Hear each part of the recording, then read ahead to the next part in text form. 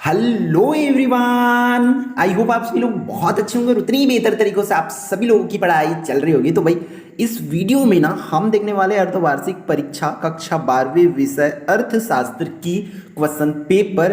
तो ये पेपर को बता रहा हूँ, ये कहीं ना कहीं आपके प्री बोर्ड और फाइनल बोर्ड एग्जाम के लगभग यहाँ से मैं तो बोलूँगा कम से कम 25 से 30% क्वेश्चंस तो पूछे ही जाएंगे, क्योंकि सुपर मोस्ट इंपॉर्टेंट क्वेश्चंस इसमें रखा गया। तो बस आप लोग ध्यान से अच्छे से इन प्रश्नों को प्रिपेयर कर लीजिए अभी से आपके हाफ ईयरली एग्जाम के लिए ही, ताकि आपका प्री बोर्ड में भी हेल्प हो, फिर प्री बोर्ड में भी हेल्प हो, फिर डेफिनेटली देखना आपका फाइनल बोर्ड एग्जाम में भी होने वाला है। तो देखो बच्चों, आपका 1 मार्क्स वाली क्वेश्चंस तो आना ही है, तो भाई इन प्रश्नों को कर लो ना, ठीक है।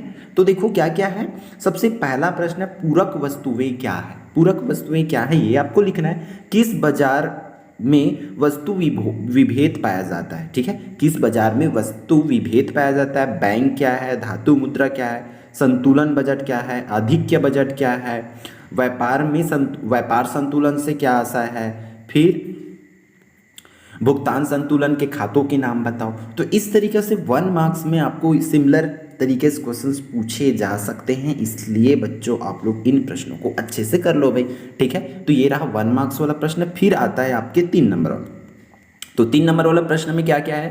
प्रश्न 9वां से 12वां जो है आप लोगों का 3 नंबर में आता है ना। पूर्ति की कीमत लोच को मापने की प्रतिशत विधि को संक्षेप में लिखना है। पूर्ति की कीमत लोच को मापने की जो प्रतिशत विधि होता है ना, उस प्रतिशत विधि को अच्छे से प्रिपेयर कर लो। फिर अल्पाधिकार की 3 विशेषताएं लिखना है, और प्रभावपूर्ण मांग क्या है उसको बताना है आपको। फिर अत्यधिक मांग एवं अभावी मांग में 3 अंतर जो है आप लोगों को लिखना होगा। क्लियर है। तो 3 नंबर में आप लोगों को भाई इस तरीके से पूछे जाएंगे। तो फिर आगे बढ़ते भैया किस पर, 4 अंक वाले प्रश्नों पर, है ना। तो 4 अंक में देखो इस तरीके से प्रश्न पूछे जाएंगे। व्यष्टि एवं समष्टि अर्थशास्त्र में अंतर लिखना है, या वो नहीं करना है तो आप उत्पादन संभावना वक्र की विशेषताएं लिख दीजिए। अभी तो आपको दोनों को करना पड़ेगा, क्योंकि हाफ ईयरली एग्जाम के लिए प्रिपरेशन कर रहे हो आप लोग, है ना। आगे स्थिर लागत एवं परिवर्तनशील लागत में अंतर लिखना है, या आप पूर्ति के नियम की सचित्र व्याख्या कर दीजिए भाई, है ना। मोस्ट इंपॉर्टेंट क्वेश्चन है, करते चलिए। फिर 15 देखो, सकल घरेलू उत्पाद तथा राष्ट्रीय उत्पाद में अंतर लिखना है, कि सकल घरेलू उत्पाद क्या होती है और राष्ट्रीय उत्पाद क्या होती है। अथवा आप लोग इन क्वेश्चंस को कर सकते हो क्या करने के लिए, एक किसान ने 500 रुपये का कपास स्वतः उत्पादित करके कपड़ा मिल को बेच दिया, ठीक है। फिर कपड़ा मिल ने कपड़ा तैयार करके 600 में रेडीमेड में बेच दिया। फिर रेडीमेड गारमेंट वाले ने उसको ड्रेस तैयार करके उसको कपड़ा सिल लिया, उन्होंने कपड़ा सिल के 1000 में बेच दिया। फिर स्टोर वाले ने उसे 1200 में बेच दिया। इस प्रकार प्रत्येक फर्म द्वारा की गई मूल्य वृद्धि, सकल मूल्य वृद्धि ज्ञात करना है। क्लियर है। सकल मूल्य वृद्धि ज्ञात करने वाला आपको आना चाहिए। फिर भारत में मुद्रा पूर्ति के वैकल्पिक परिभाषा क्या है, ये करना है।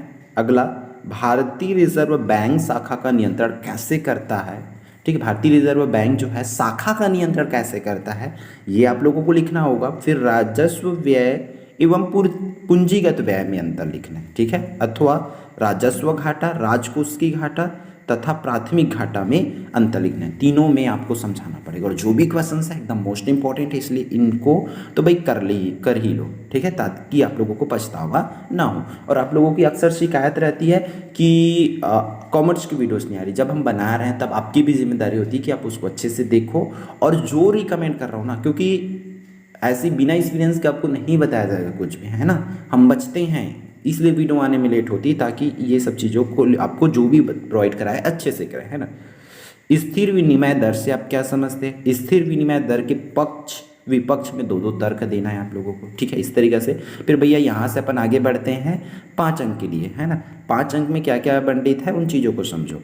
तो मांग के नियम के कोई 6 अपवादों को लिखना है। मांग के नियम के 6 अपवाद, अथवा क्रमागत सीमांत नियम, उपयोगिता नियम की सचित्र व्याख्या करना है, अथवा मांग में विस्तार और मांग में वृद्धि में 3 अंतर। मांग में विस्तार और मांग में वृद्धि में 3 अंतर लिखना है, अथवा मांग में संकुचन और मांग में कमी में 3 अंतर लिखना है। तो अंतर तो भर भर के आना है आपके इस वाले अर्थशास्त्र में, तो अंतर को तो बिल्कुल भी छोड़ना नहीं, मतलब डिटेल पढ़ोगे तब जाके आप अंतर कर पाओगे, इसलिए अच्छे से करके आएंगे।